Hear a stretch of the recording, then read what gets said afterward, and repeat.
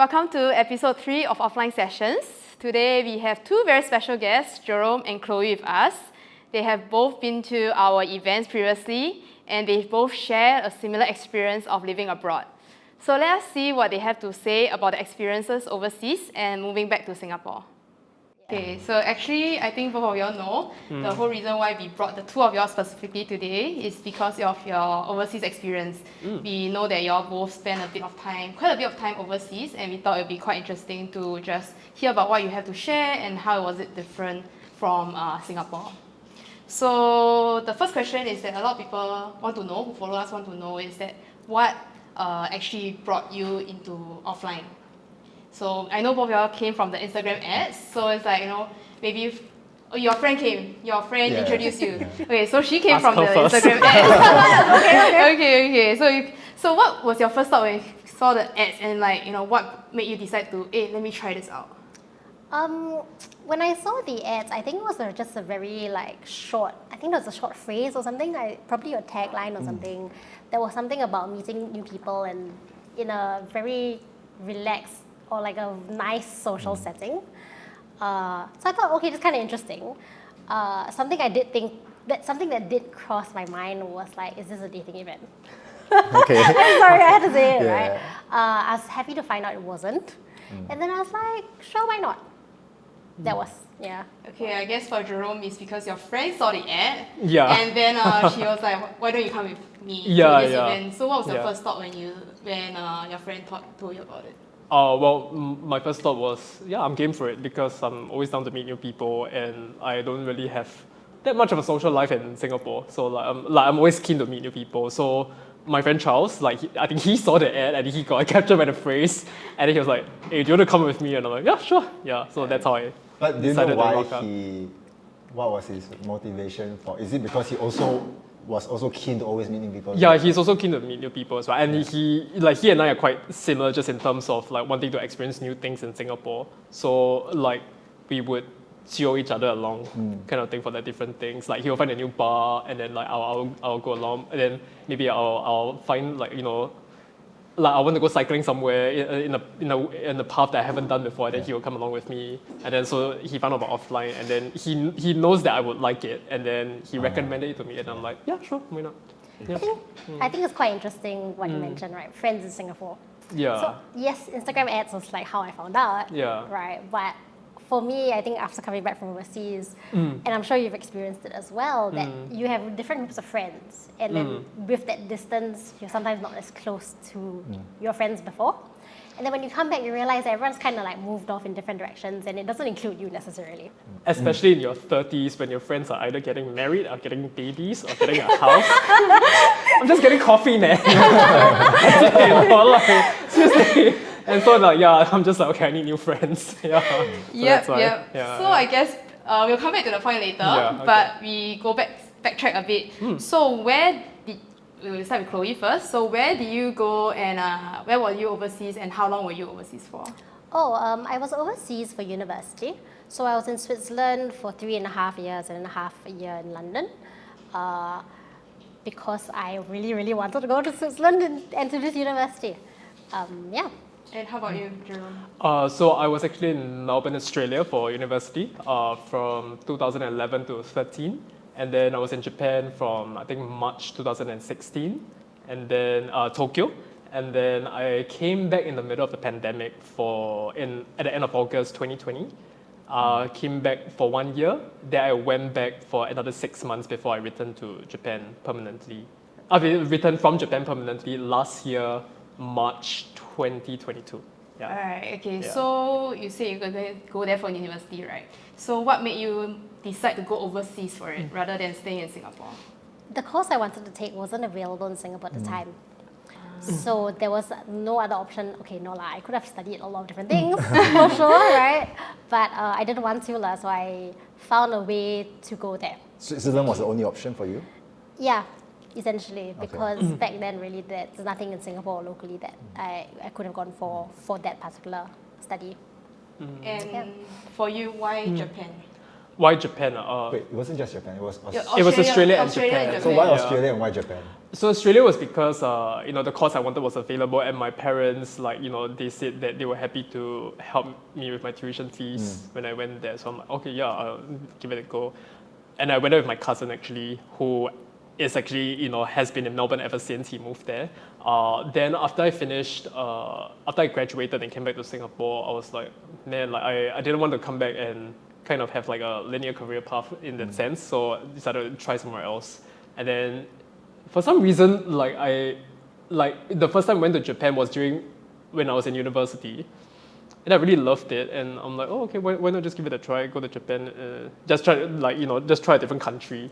So I studied the language. I tried to find a job there, and then by March 2016, the company that I was working for decided to transfer me there. So I just went. Oh, that's Yeah. nice. So So, Literally pack up my bags and leave. So, Yeah. wait, so after living in both countries, Yeah. do you prefer Japan or Oh, Australia? that's tough. Or Singapore? Oh yeah, sorry, I forgot about Singapore, but yeah. I mean, Singapore is still always my home because my family is here, right? For the longest time, I thought that Australia was going to be my second home, but now it's actually Japan. Yeah, Japan is closer to me. I think a lot of what I do is still closely related to Japan in terms of my career, and I think a lot of the formative parts of my career is in Japan. So I feel a lot closer to Japan, but I have more friends in Australia, like closer friends in Australia. Yeah. so I guess is- when you first moved to Australia and Japan, right? Were there a lot of Singaporeans there? Australia, yes, because I think there was quite a lot of international students there. So yes. Japan, no. In your working life, it's a different thing, man. So the Singaporeans that I met in Japan was actually through me going, because my grand aunt really wanted me to go to church then, so I went to church and then I met Singaporeans there. So I happened to meet this Singaporean couple who went there for the first time. Yeah, who also moved at the same time as me, and then we bonded, became friends. But other than that, no, I think my circle of Singaporean friends in Japan was a lot less than in Melbourne. Yeah. Okay, we'll come back to that. But how about you in Switzerland? Were there a lot of Singaporeans when you first moved? No. No. Oh wow. I think there are a few things you need to I needed to note when I was going there, right? Switzerland is not an English-speaking country, right? By that definition, you don't always get a lot of Singaporeans who go there, which is not necessarily super true either, because Zurich, you do get a bunch of people. A lot of people speak English. A lot of companies there are English-speaking as well, so you do get maybe a bit more there. When I went there, in my semester or in my intake, I was the only one from Singapore. And then across the 4 years there, I think at any one point of time, I think there were only a maximum of 14 Singaporeans. You mean in one cohort? No, across the whole university. Oh my Wow. god. There were only about 14 Singaporeans at the maximum at the time when I first started. And But did you make friends with them? Yeah, of Oh, course. okay. It's a great way to gather people from your country and be like, hey, let's all try to make Singaporean food because we can't find it yeah. here. Well, actually, it's very interesting because actually for me, I also studied abroad, right? Then my school also had very few Singaporeans, like maybe 1 year, 2 or 3, but we don't hang out. Oh. No, that's fair. I think Yeah. there are two situations, right? When you go Yeah. overseas, particularly for studies, is that one, you might go to a place that are a lot of Singaporeans and you make friends with basically all the Singaporeans. And then there's another situation when there's no one who's Singaporean and then it really forces you to meet everyone else. Correct. Yeah, right. So I do want to add on that there's actually a third situation where there's quite a lot of Singaporeans who are in Melbourne, but let me just put it in a way that's palatable. But I tried to, because I went to Australia and I wanted to meet different people, different from what I am so used to. So I knew Singaporeans there, but I wanted to kind of go out of my way to meet people from other walks of life because I thought that it would be nice to kind of have a different point of view in that sense. Yeah. So I guess when I was living in Australia, I think I had more local friends than Singaporean friends. Not that I didn't have Singaporean friends. It's just that I think also because I didn't have a lot of money to spend on like things that Singaporean friends wanted to do when they were in Australia, like clubbing. Like clubbing is so expensive in Australia. Yeah, like I couldn't afford it. Like, So you're saying you actively avoided Singaporeans in Australia? not avoided, but it's more like I can't afford to go out with them. So I'm just like, okay, like I think I need to choose something cheaper. Yeah. Right, okay, so I guess then what was the single most hardest thing that for you when you first moved abroad, whether it's Australia or Japan? Oh, that's a good question. I think for let's start with Australia first because that was my first experience like living abroad without my family. So I think just moments where I just miss my family lah, I guess, family and friends. Yeah, and it's really weird because I felt it more acutely on the second year of me studying overseas instead of the first year for some reason. Because the first year I was like, just absorb the experience, just trying to take in as much as I can.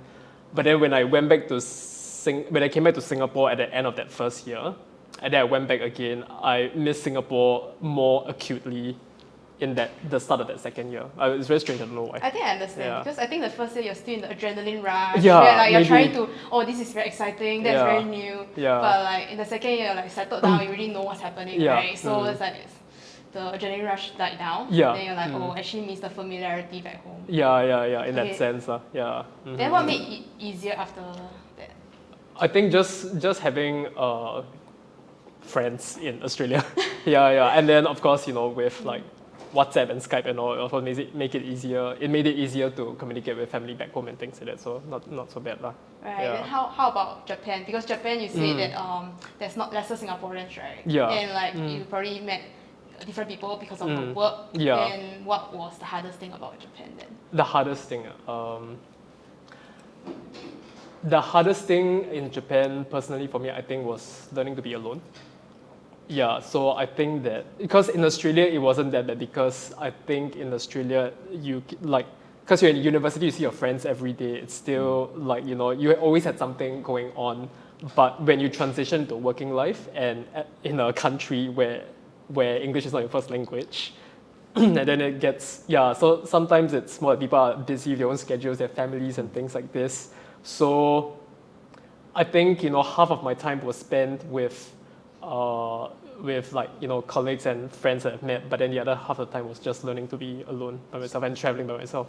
So did you accept like being alone was part of the whole thing, of the whole life? Or were you like actively trying to not be alone at the time? Oh, well, I think that's a good question. I think I've accepted that being alone, like doing things by yourself was going to be part of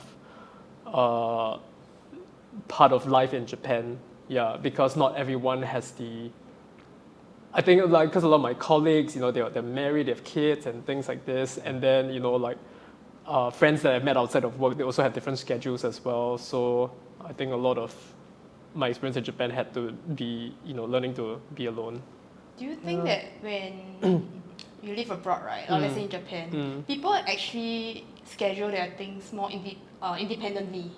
Rather than like in Singapore, maybe you jio a friend, like you want to go together, then you all plan a date together.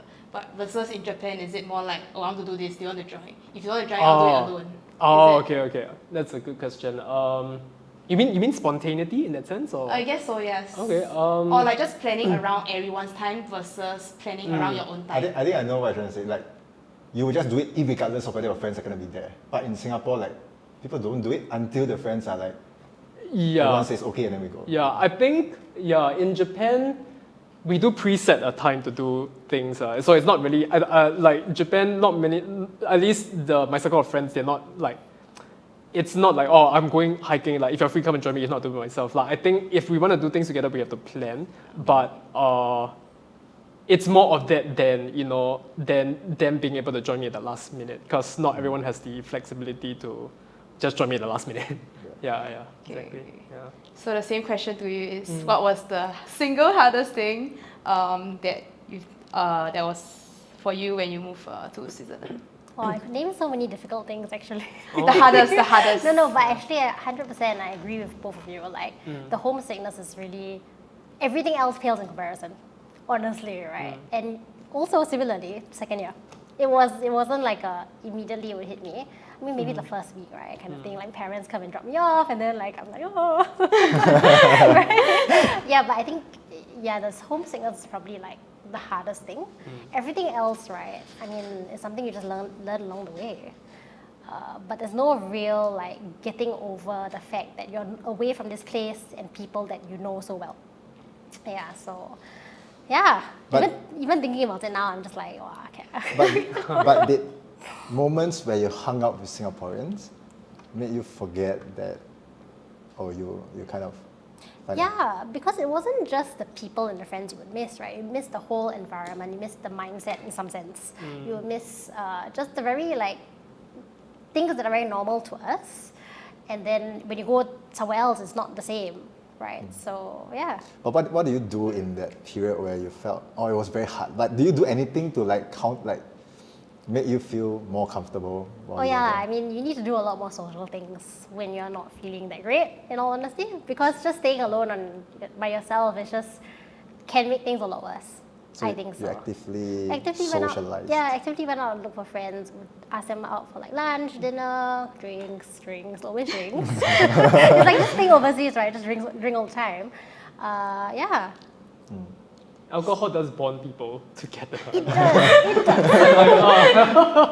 Honestly, yeah. I don't know. Maybe alcohol helps to like release your inhibitions a little bit, so everybody can talk a bit more like freely in that sense. So yeah. I guess, Chloe, so just now you mentioned that there's so few Singaporeans there, right? So in the beginning, do you try to go out and meet more people like what Jerome did, like besides Singaporeans? Or is that like you're still trying to meet with Singaporeans, then you expand your social circle? No, I think I tried to meet more people just within my semester first. Like I think that's always key, right? Like if you're already in some kind of community, you just try to make friends there first. It's the easiest, right? Proximity and everything. The fact that there weren't that many Singaporeans wasn't a problem for me. Like yes, there would be a cultural kind of barrier, but it wasn't for me like, oh my god, I wish I had more Singaporean friends or anything. I think making friends overall was a different kind of experience when you're not making friends with just Singaporeans. I will admit though, like I did first make friends with more Asians than non-Asians. Why? It's because of the cultural similarity. It's just easier. And then they will all laugh at my Chinese, right? You mean you mix with the Chinese and So I had a number of friends from China, from Taiwan, other Asians as well. So what was it? So obviously you went from mixing with what you call like the Asians. and at one point you mixed with the non-Asians, right? Yeah. So what was the key differences for you when you experienced both sides of the... Socially, like I feel okay, this is a very blanket statement, right? Please don't cancel me. Right? Asians always born around food. I love it. Like Asians just born around food. Like they meet for food, they make food. I learned how to make dumplings, by the way. Yeah. But I guess when it comes to non-Asians, they don't tend necessarily to do that. They tend to do something more like around drinks or just over coffee, right? It's never like it doesn't have to be like a 2-3 hour sit down. It could literally be like half an hour and then done and dusted, you can go, kind of thing. Yeah. Alright, okay. So now that you think back, right, you've spent so many years overseas. Do you think there was a change in personality throughout the years before and after coming back? I think some of my friends don't recognize me after I came back. In what sense? In what sense? I wasn't quite as social as I am now before I left. But also I think the way I interacted with people changed a lot, right? I think the way that I grew up in Singapore, like interacting with people, the interactions, even though social, would be one of a few forms, right? One would be kind of like we are just kind of like very serious and everything we say has a point or punchline, right? It's not just idle talk. Do you know what I mean? Small talk. Yeah, it's not just small talk. It's never like, oh, it's really, really hot today, and then you go on about the weather for 15 minutes, right? So there's an agenda behind the conversation, right? But with the non-Asians, it's not necessarily the case. With people with non-Singaporeans or people who haven't lived in Singapore, it's not always the case. Like I remember quite distinctly one time I was speaking to someone, It just went on about, I think, some kind of project they did or something they did on the weekend, and I was just there waiting for the point. and it never came, and I was like, oh, okay. So, yeah, I think in that sense, the way I interacted with people also changed quite a lot. I think that being overseas really changed also, not just the way I interacted with people, but the kind of the way I see things and like perspective. It's a very big difference. So what do you think made you more sociable after those years abroad? Because I went there alone. I think it was a factor of a few things, right? Like, firstly, I was there alone. Secondly, there were not that many Singaporeans either. Thirdly, like, my university is like super social, right? Things like that kind of made me kind of change in that sense, in a good way, I hope. Yeah. Do you think that if you didn't go overseas, but you were in Singapore throughout, you would have changed? I would have changed, maybe to a different degree of what I am now. Oh. I think so. Yeah. I think one of the best things I've learned overseas is just to like be more confident about expressing what I do want and I don't want. Like, if it comes like to professional setting, right? I needed to learn how to be the person to speak up and say what I want for myself, or like what I think is best for this project or whatever. I think that the chances that I would have learned it in Singapore are slightly lower. So the period where you went from Yep. the original you to the current you, do you find it like a super uncomfortable period? Oh yeah, 100%, 200% probably. But you had no choice, right? Yeah, Because it's you were no in choice. that environment and you had Correct. to kind It's kind of of survive. it's kind of like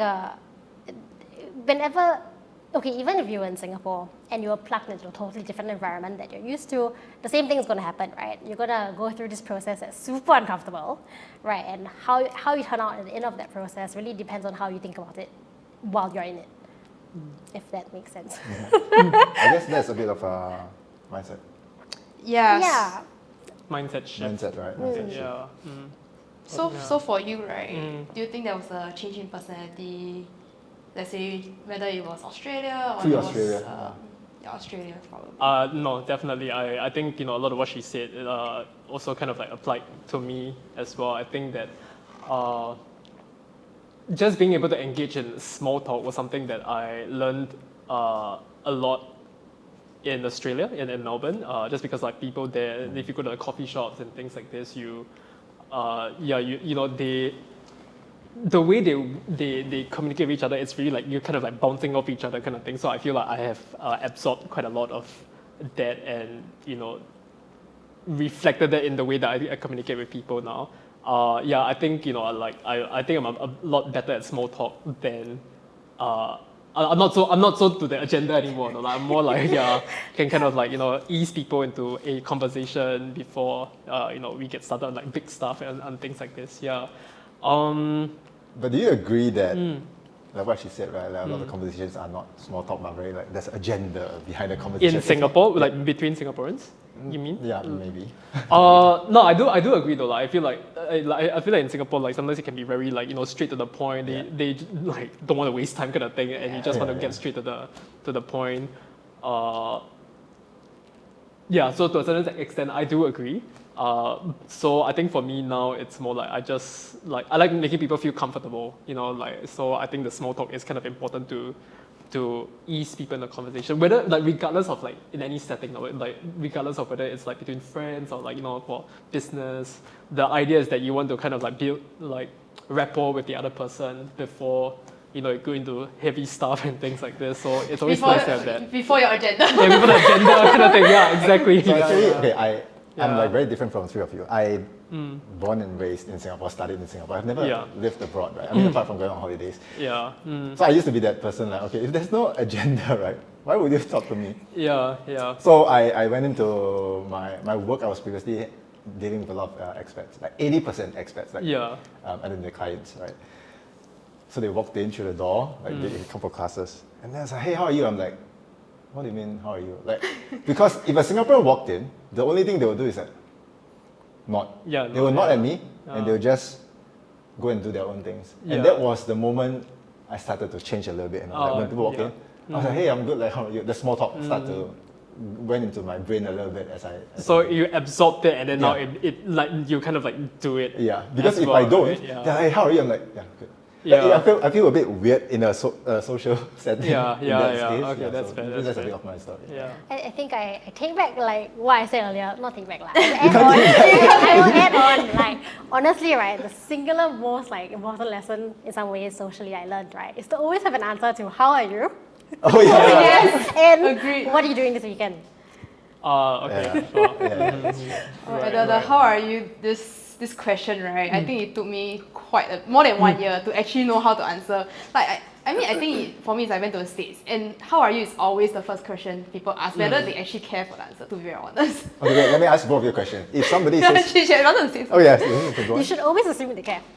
Assume what? You should always assume that they care. Okay. So no, just tell them. It's fine. But you also have to be ready for the negative answer Oh, yes, as well. correct. Like I think that's important. You can't expect everything to be just like good, or they'll be like, Okay, oh, so not so if good. people ask Yeah. you, how are you? Yeah. If your day wasn't good or your week wasn't good, would you say good?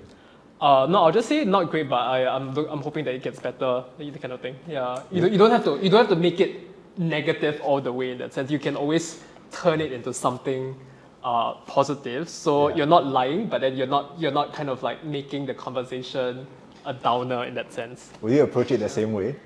Yes, but no. It's okay. It just depends on firstly who's asking, right? Okay. Secondly, also if I want to talk about my bad day. Okay. Right? Yeah. So if the first part is the first filter, and then if I want to talk about it, that's the other filter. I think for me was always, oh, I'm good, how are you? And that because I was always expecting a positive, I'm good. There was Okay. never a follow-up. And I think there was sometimes the person said something else, and I was like, oh no, how am I going to continue that? Actually, whatever you said just now had a point, like, how was your weekend? Because I realized when people ask, oh, how are you? I'm good. How are you? I'm good. Okay, what's next? Nothing. Yeah, I'm like, what's next? Yeah. Oh yeah, how was your weekend? Yeah. And then it gets a bit weird if it's like a Wednesday. It's like, it's already Monday and Tuesday. Why would I ask about your weekend? I have to ask about something else, right? So for me, I always ask like, oh, I haven't seen you in a while. Like, what have you been up to? That sort of stuff. But I had to learn it time and time. I had to go through the process of like looking at them like, I don't really know what to say. Like, yeah. Once you do it quite often, you start to be able to see that this is why small talk is important, right? You know how to like kind of approach a situation in that sense. Yeah. I guess for someone that if like learn how to do a small talk, what is like like is there a tactic? Is there a thing that you always stick to aside from like how are you after that? Then is there a tactic that you will try to start a conversation with a stranger? Wait, Australia and Oh no, a stranger. a Like say stranger. whether it's Australia or A Japan. I don't know whether stranger. there's a difference or.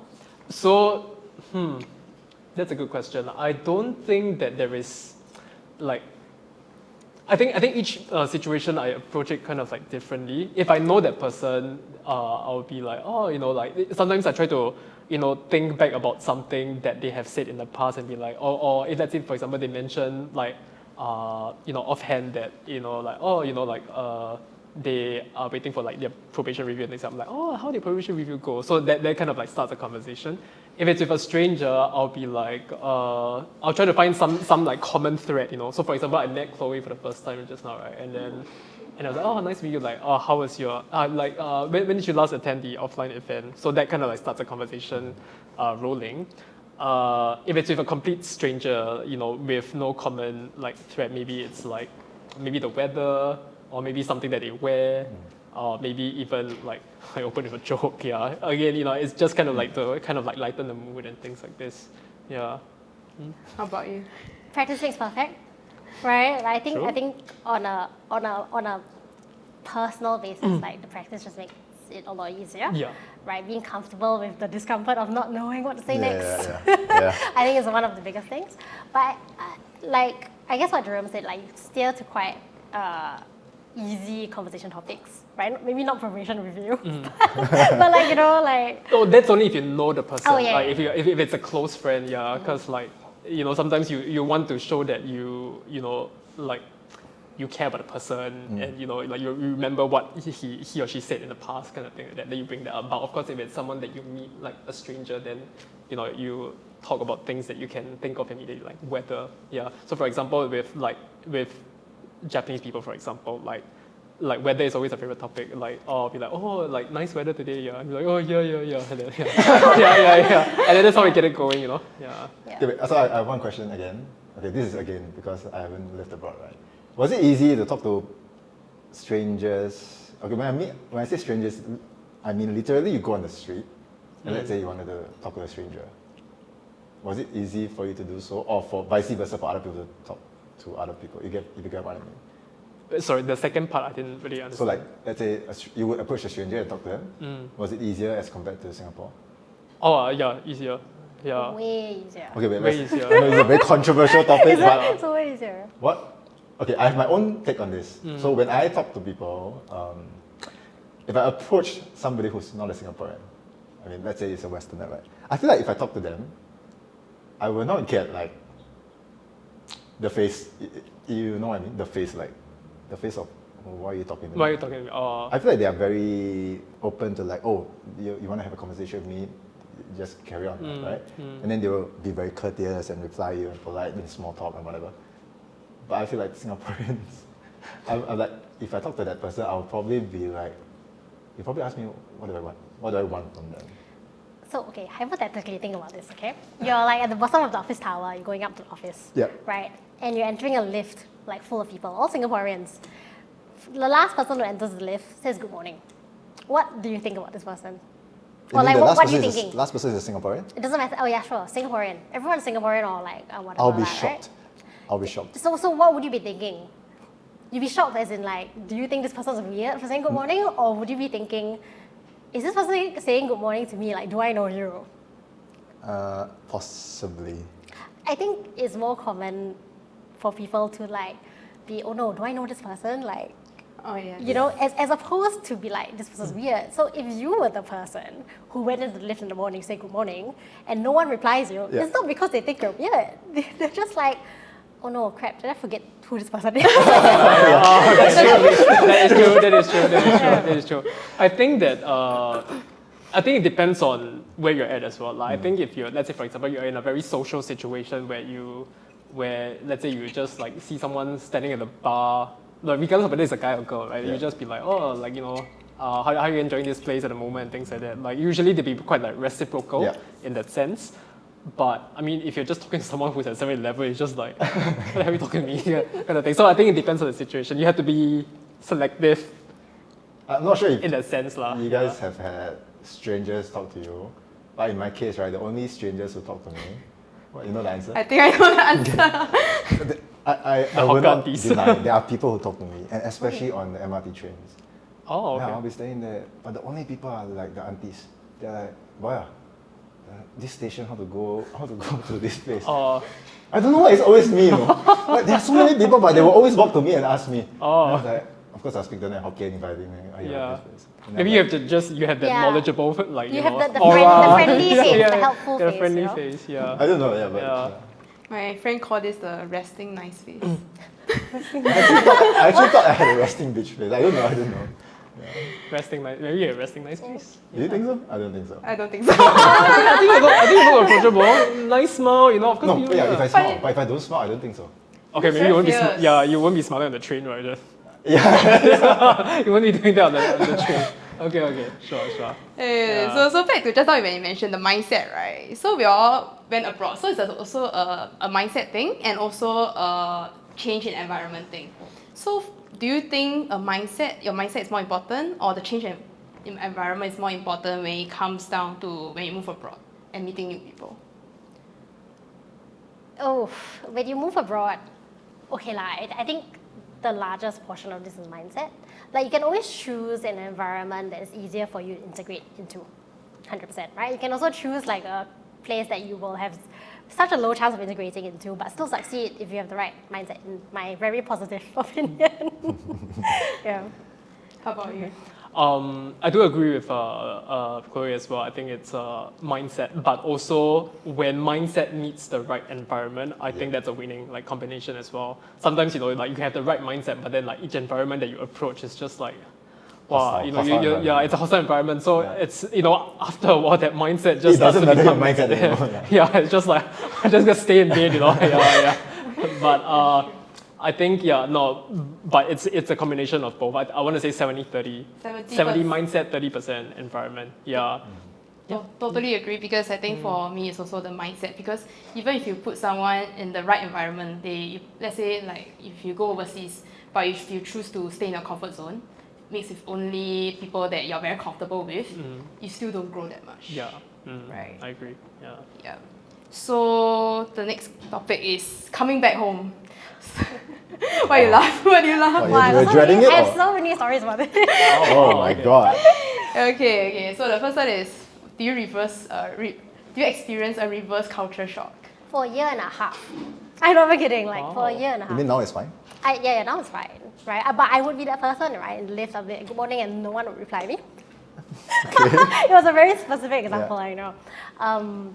But really, for a year and a half, the reverse culture shock was quite bad. But not just the culture shock, but also moving home, like with family as well. Yeah. I think there's like a not loss of independence, but a different meaning as to what independence really means. Here, when you are with family and when you're overseas, you're actually truly more alone. Yeah. How do you reconcile it?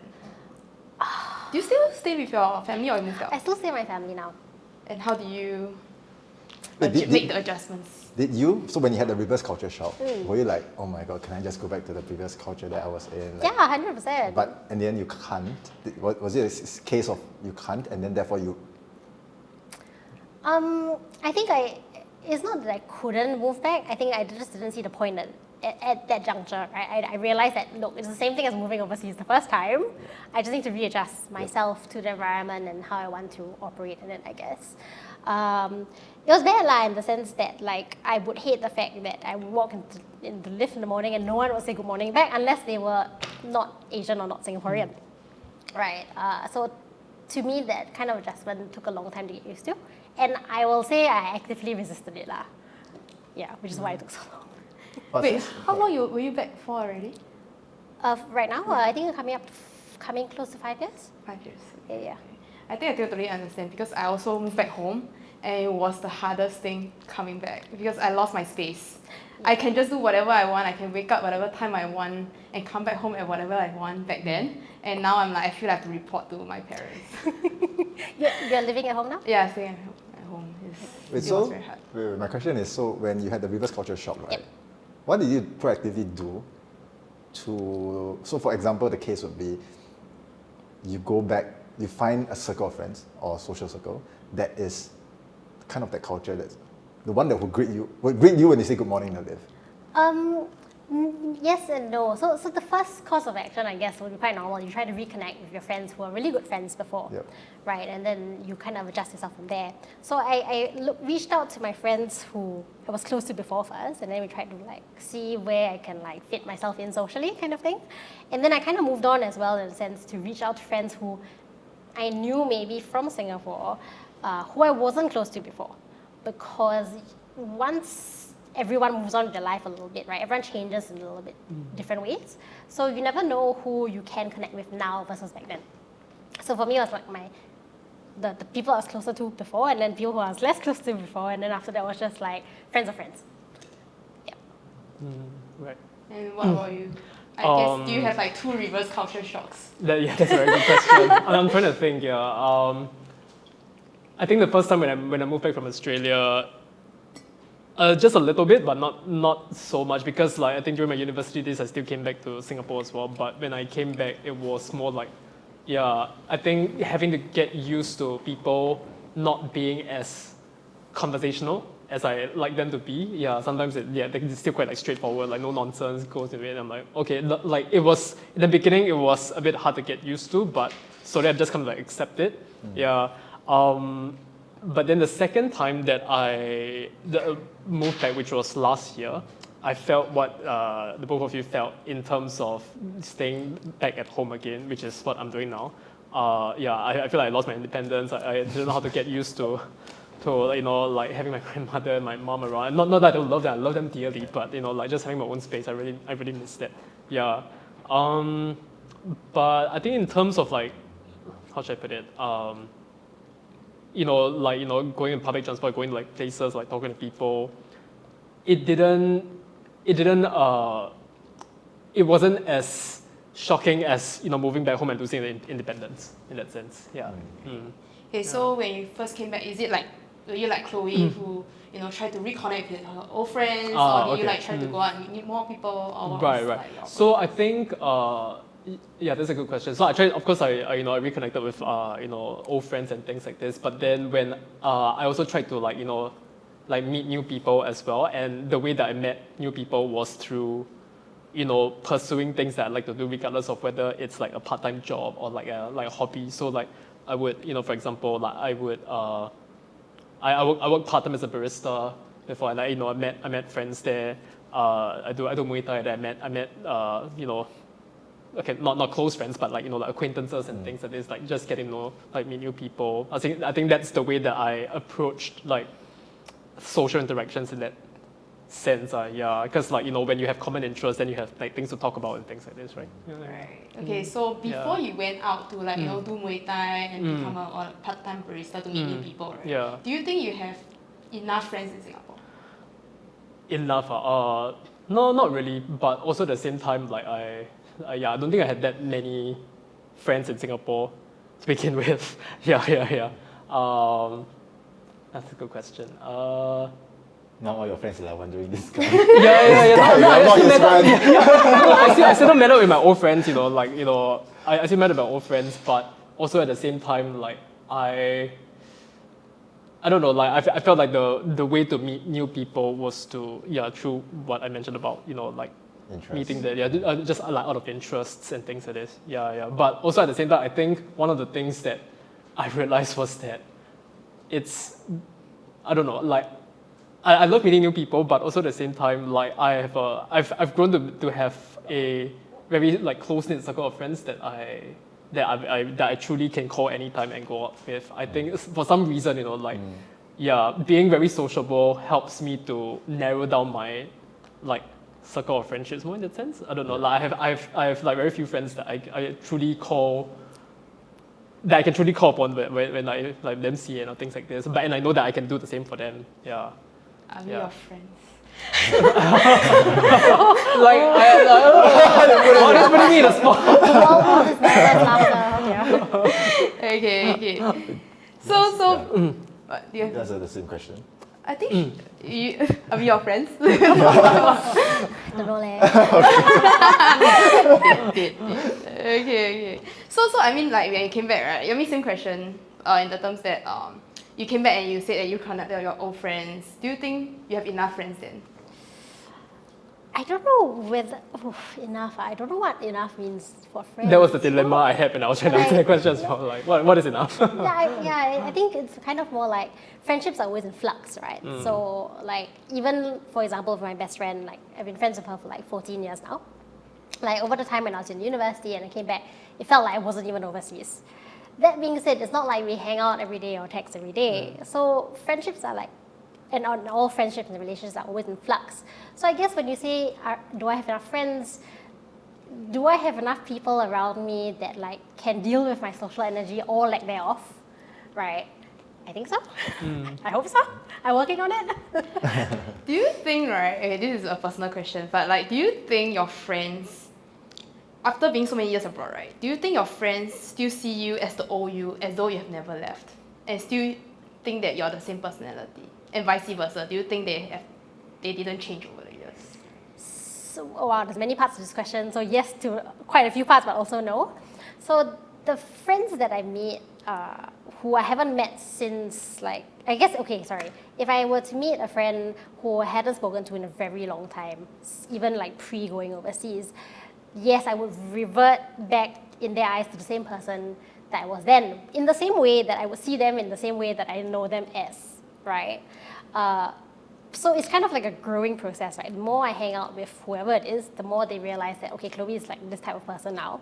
In the same way that I would realize that, okay, after all these years, you are like this now, right? So it's not so much Chloe is different or Chloe should not be different. It's just kind of a growing process, if that makes sense. They wouldn't explicitly tell you that you've changed kind of thing, No, right? no, Like no, they'll no. probably like No. notice it or something like this, like after you come back.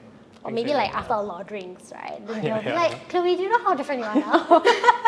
But I love you. Okay, so my take on that question is, okay, like for example, I have friends, but ever since I was young, like 14, 15, every phase, every 2, 3 years or 4 years, I have friends.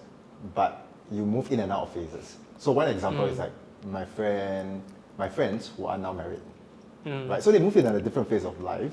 They are still my friends, but the priorities change. Like maybe at the start, both of us were very close, but obviously now family is a priority, right? So they start to prioritize different things, and so now you're maybe lagging behind a little bit. So, but they're still a friend, maybe just not available all the time. So availability for me is maybe how I would tackle that question as to whether do you have friends? I have, but maybe they're not available as before. That's how I see it. Yeah, especially when you're in your 30s, you know, like late 20s, 30s.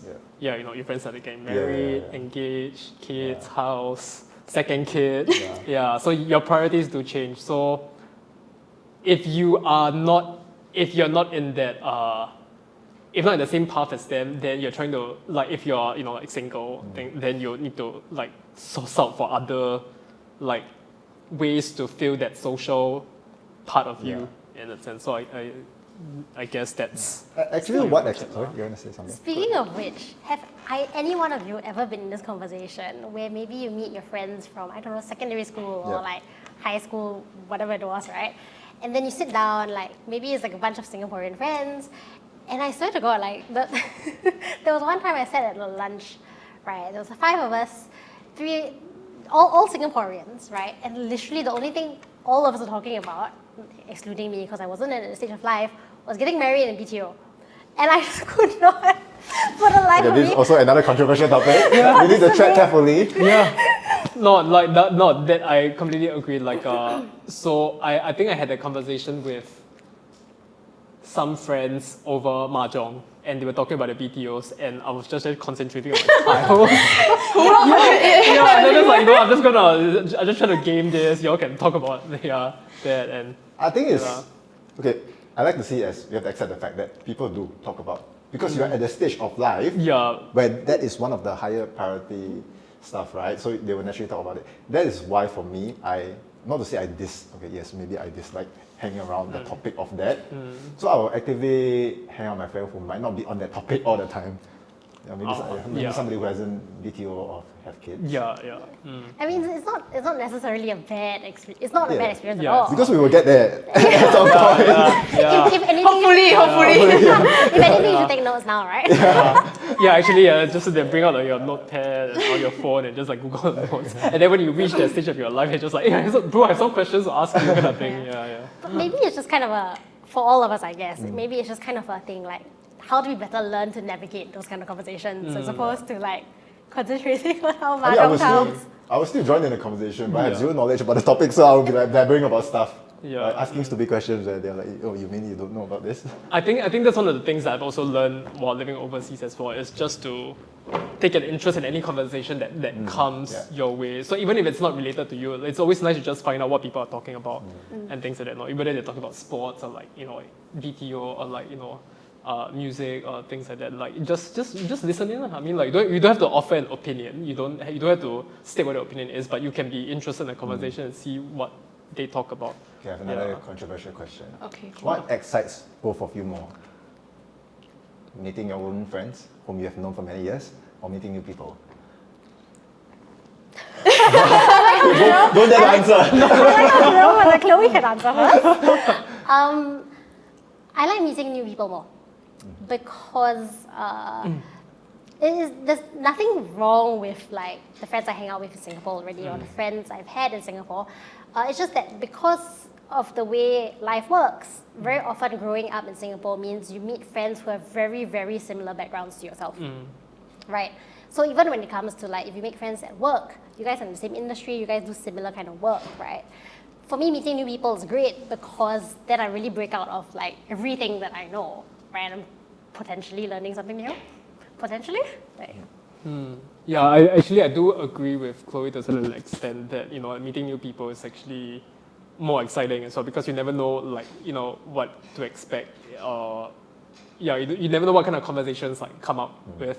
But also at the same time, I think the next level down meeting new people, at least for me, is that if it's friends I haven't seen in a long time, like especially if we're really close, and then we meet them, and then it feels like nothing has changed, and then you just have like you just like spend time together, like do all the fun shit that we used to do together and things like that. I think that's wonderful as well, lah. Yeah. Okay, so just now we talked about like meeting new people. For the both of you, it's more exciting than meeting your old friends, right? So before offline, do you guys like go out to like other events or like go out of your way to meet new people when you come back to Singapore? It's never been like a social event. It's always like go to the gym, maybe make some friends at the gym, go to gym classes together, or like some friends I meet through like industry. Like so like we would meet at like industry events, like or networking events, and they become friends as opposed to like professional network. But it would never be like I'm gonna go out on my own and like talk to a random person in a restaurant, bar, pub, on street thing. It would never be the last. That would never be it, right? But that's also kind of like my own personal like prejudice, like because in Singapore everyone goes out with friends, right? Like you said earlier, people like will wait so that all my friends come to go and then do that, right? So which is something I feel as well. So for me, like going out on my own, like just like that, is not necessarily productive in making new friends. Yeah, so I think that I wouldn't go out of my way to make new friends per se. I wouldn't like go out like with an agenda in the morning and be like, okay, I aim to meet this X new number of people. I think it's more like organic, like you do it, you pursue the things that is either related to your work or something that you're interested in, and then when you meet people there, then it's easier to let like conversations flow, and then from there, you might have new friendships form. So I was interested in meeting new people, but I wouldn't I would keep it like organic lah. So after coming to offline, right, you've came once, then Chloe has been with us twice. So how was your experience with us? Like, how would you like describe it? For someone like who's watching this, let's say. Right. No, I think it's great. I think I think you guys really set like I think you guys really set like an environment where people can just easily talk to each other. People know that they're there to kind of like meet new people and socialize, and of course the alcohol didn't hurt. So I think it was great that that you guys had an environment where people were just could just be themselves, and having games really help people like build rapport with each other, so that they can like work together and like complete challenges. I thought that was great lah. Yeah, I think just in terms of people that I met, that's great. Yeah. I think it was a great event as well, both of them that I attended. I think that it might sound very daunting to any one person, right? For example, if this person will randomly just come on their own, it can be a very daunting thing. You don't know anyone, you're sure that you don't know anyone, and then you can't talk about work for the first half of the whole event, right? So I think it's a really fun event to try to both like make new friends, but also kind of like step out of your comfort zone a bit, challenge yourself a little bit, to be honest. And I don't know, I think it was overall like the experience at the end of it, I think it's quite an amazing one. Yeah. Okay, so on the topic of comfort zone, right? We always talk about stepping out of our comfort zone, but there was something that I learned when I was overseas, and they call it expanding your comfort zone. Because it's when you go out, if you step out, what happens after? You're actually just like getting more comfortable. And I think that is something we call growth, because you're getting more comfortable in new situations. Yep. And so after you came to the event, do you tell your friends about it? I told one friend that I haven't seen in a while. I just caught up with him, and I'm just like, and I was like, hey, you should come and join me. I was telling him about how you just like meeting new people, and yeah, because I don't think he has many opportunities to meet people outside the world, and I'm just like, oh, you want to do something new, be inspired in that sense. So I asked him, when do you come and join? I was telling him about the event, but then he was like, oh, yeah, no thanks. Okay, like, okay, cool. Yeah, no, but I don't want to force them to be uncomfortable as well, but yeah, I mean, you can't force people to do things that they're uncomfortable with. Yeah. Actually, a lot of people from within my network of friends, they ask me like, what are you up to? What are you trying to do like nowadays, right? And I tell them, and their first reply is that, but why do I need to meet new people?